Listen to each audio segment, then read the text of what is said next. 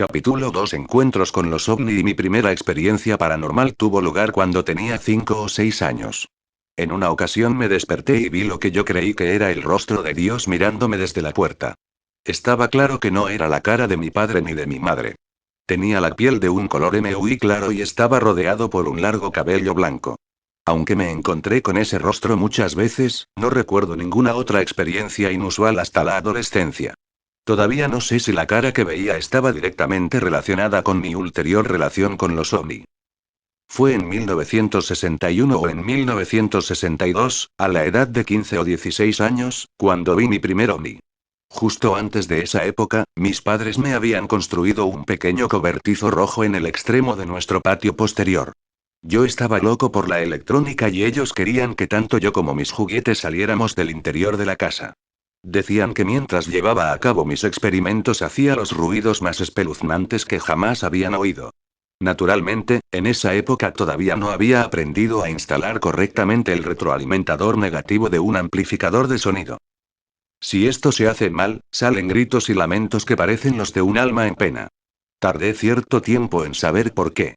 Resultó que todo lo que hacía falta para anular los alaridos era invertir los conductores de las terminales de salida de los transformadores, pero hasta que lo descubrí puede que el amplificador estuviera emitiendo chillidos durante una semana. Mediante la construcción del cobertizo, mis padres me permitían continuar con mi afición y al mismo tiempo se aseguraban de que estuviera lo más lejos posible de la casa. En poco tiempo tuve la cabaña llena de receptores de radio y un par de viejos televisores. Incluso conseguí cierto equipo de pruebas que parecía sacado del laboratorio de Marconi. Como yo tenía más material de pruebas que todos mis compañeros de clase juntos, supongo que, como estudiante de instituto, lo estaba pasando todo lo bien que podía. Una noche en que estaba haciendo chapuzas en mi laboratorio, no lograba que los transmisores de radio conectaran con otra cosa que no fuera un extraño zumbido. Seguía apareciendo por los transmisores. De repente, se fue la electricidad y las luces se apagaron. Salí fuera y observé un objeto refulgente en forma de disco que flotaba en el patio a unos 60 metros del suelo. Calculé que el ancho sería de unos 15 metros y la altura quizá de 6. El color era un blanco brillante.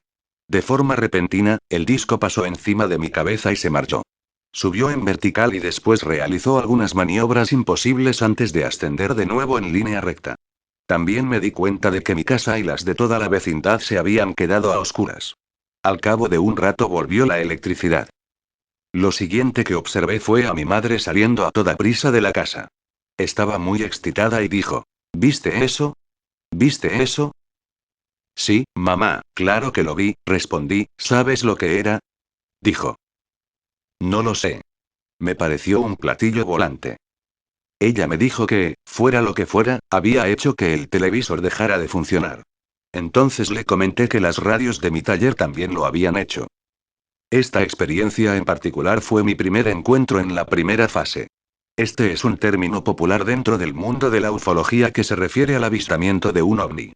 Un encuentro en la segunda fase es cuando se ve al ovni aterrizar en una vecindad inmediata.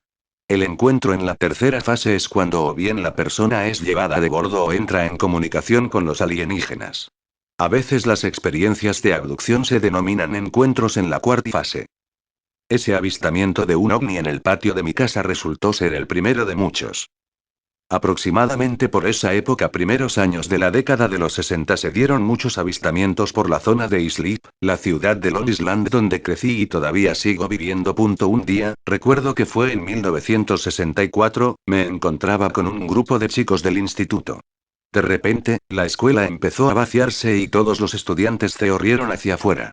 Sobre el campo de béisbol de detrás de la escuela había un aparato en forma de boomerang que realizaba algún tipo de maniobras aéreas. Era muy extraño y parecía medir solamente unos 120 centímetros de diámetro. Todavía no estoy seguro de lo que era, pero de súbito desapareció. Ese fue mi segundo encuentro con un ovni. Ocurrían avistamientos con relativa frecuencia cuando empecé mis estudios en el Suffolk Community College de Selden.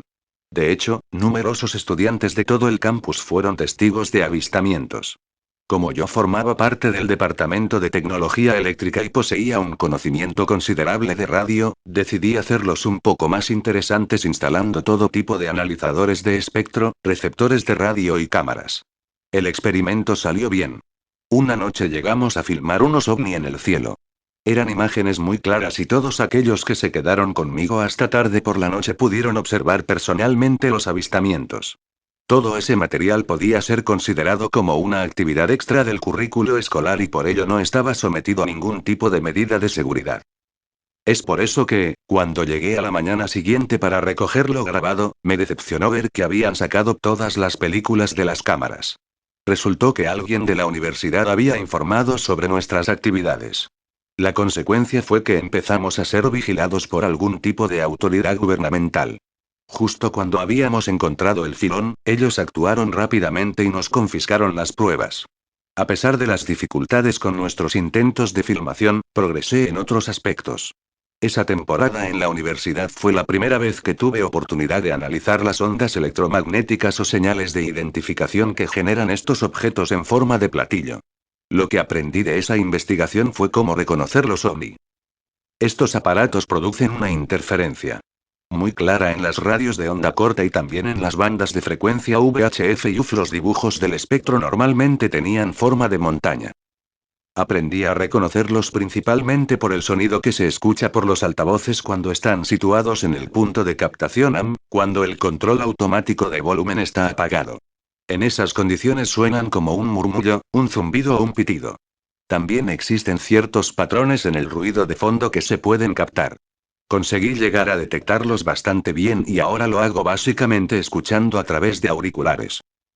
Todo esto resultaba muy interesante, pero era estrictamente un trabajo extracurricular con respecto a mis tareas del curso.